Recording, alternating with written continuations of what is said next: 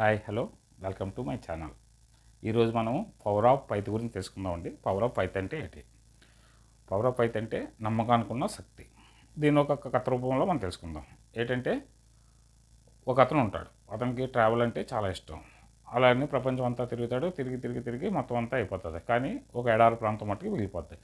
ఈసారి అతను ప్లాన్ చేసుకుంటాడు ఎడారి ప్రాంతం వెళ్ళడానికి. ఎడారి ప్రాంతం వెళ్ళడానికి ప్లాన్ చేసుకొని వెళ్తాడు. వెళ్ళి ఆ ఎడారిలోనే అలాగా తిరుగుతూ 2-3 రోజులు అయిపోతుంది. ఇంకా అతనితో తీసుకెళ్ళిన భోజనము వాటరు అయిపోతుంది. అయిపోతే ఇంకా అతను ఏమనుకుంటాడంటే ఇంకా ఎందుకు ఇంకా వెనక్కి వెళ్ళిపోదాం అని అనుకుంటాడు. కానీ అది అతనికి తెలీదు. అప్పటికే చాలా దూరం ఎడారిలోకి వెళ్ళిపోయాడు. చుట్టుపక్కల చూసినా ఏమీ లేదు. ఎక్కడ చూసినా ఇంకా ఏం కనిపించట్లేదు.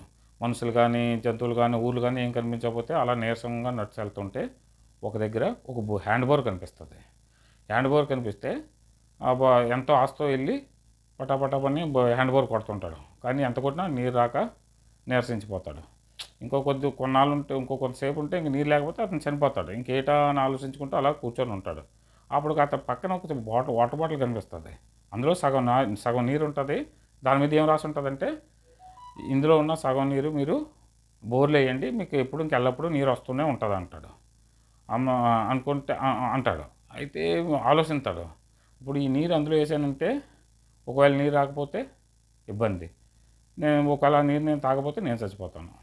ఇంకెలా ఆలోచించుకొని ఏమనుకుంటాడంటే నా ఒకటి గురించి కాకుండా ఇంకెప్పుడు నీరు వస్తుంది కదా, ఇంకా ఎవరైనా వస్తుంటే వాళ్ళకే నీళ్ళు ఎల్లప్పుడూ దొరుకుతుంది అన్న ఉద్దేశంతో అతను ఏం చేస్తాడంటే నమ్మకంతో ఆ బోర్లో వాటర్ వేసి పంపు కొడతాడు.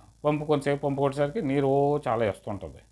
అప్పుడు అతను ఏం చేస్తాడంటే మనసంతృప్తిగా నీళ్ళు తాగి ఆ తర్వాత బాటిల్లో నింపుకొని సంతోషంగా అక్కడ నుండి వెళ్ళిపోతాడు. ఇందులో ఉన్న సారాంశం ఏంటి?